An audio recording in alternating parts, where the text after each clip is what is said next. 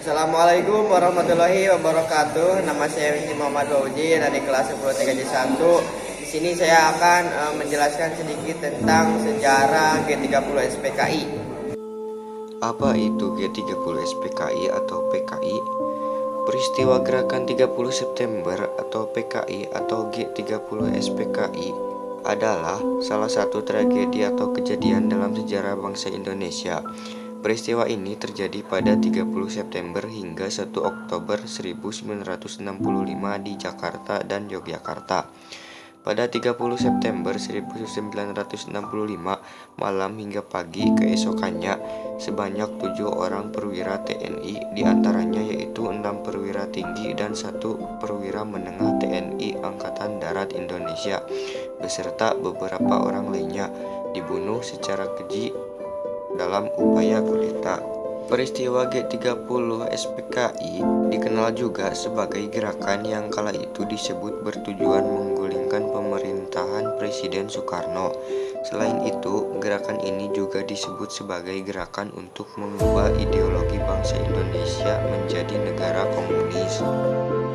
Tujuannya adalah menyingkirkan TNI Angkatan Darat dan ingin merebut kekuasaan pemerintahan.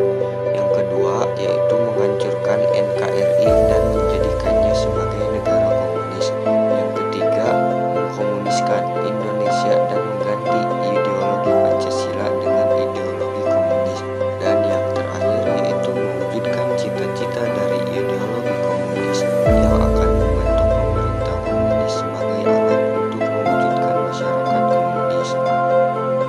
Latar belakangnya, pada masa revolusi, PKI menjadi salah satu kekuatan politik yang berpengaruh dalam pemerintahan Republik Indonesia. PKI mampu memposisikan kader-kadernya untuk duduk dalam pemerintahan.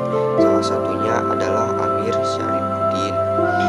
Amir Syarifuddin pada saat itu menjabat sebagai Perdana Menteri Indonesia. Namun, di masa Kabinet Hatta, golongan kiri PKI tersingkir dari pemerintahan. Kondisi tersebut terjadi karena adanya pengurangan pengaruh golongan kiri dalam tubuh angkatan perang. Pada Kamis 30 September 1965 malam, PKI melakukan gerakan untuk merebut kekuasaan. Aksi inilah yang kemudian dinamakan Gerakan 30 September atau Gestapo yang dipimpin oleh Letnan Kolonel Untung Sutopo, Komandan Batalion 1 Resimen Cakrawirawa Pasukan Pengawal Pribadi Presiden Soekarno. Kronologi peristiwa G30 SPKI dimulai dengan kasus penculikan 7 jenderal oleh sekelompok pasukan. 3 dari 7 jenderal yang ditargetkan telah dibunuh di rumah masing-masing, yakni Ahmad Yani, M.T. Haryono, dan D.I. Panjaitan. Ketiga target lainnya, yakni Suprapto, S. Parman, dan Sutoyo, ditangkap dalam keadaan hidup. Target utama lainnya adalah Abdul Haris Nasution berhasil meloloskan diri dari kejadian tersebut. Namun, sang putri Ade Irma Suryani Nasution dan ajudan A.H. Nasution, Pierre Tenden, tewas ditembak oleh PKI. Korban-korban tersebut kemudian dibuang ke sebuah lokasi di Pondok Gede yang dikenal dengan Lubang Buaya.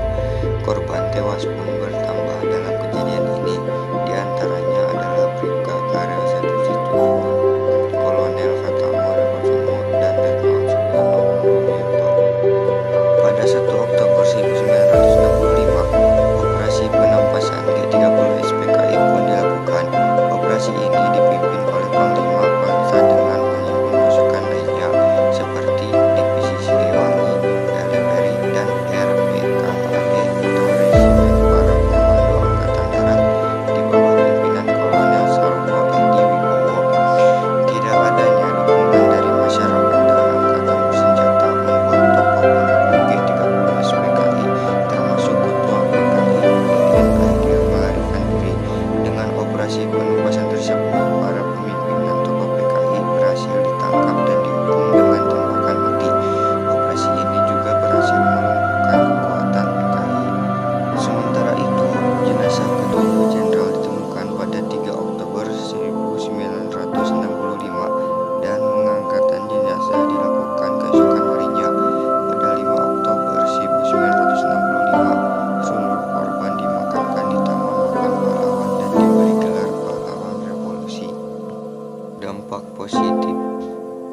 pertama, posisi Pancasila sebagai dasar negara akan menjadi lebih kuat.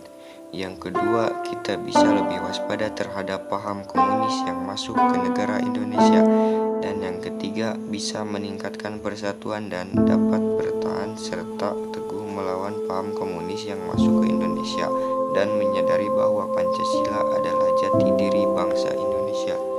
Dan dampak negatifnya adalah yang pertama, banyak orang-orang yang tidak bersalah menjadi korban. Contohnya, tokoh petinggi TNI Angkatan Darat yang disebut sebagai pahlawan revolusi. Yang kedua, terjadi penodaan terhadap ideologi dan kedaulatan negara Indonesia. Dan yang terakhir, yaitu munculnya aksi demonstrasi besar-besaran dari KAMI, KAPPI, dan KAPI yang menuntut pembubaran terhadap PKI beserta ormas-ormasnya. Sekian sedikit penjelasan dari saya. Mohon maaf bila banyak kekurangan. Assalamualaikum warahmatullahi wabarakatuh.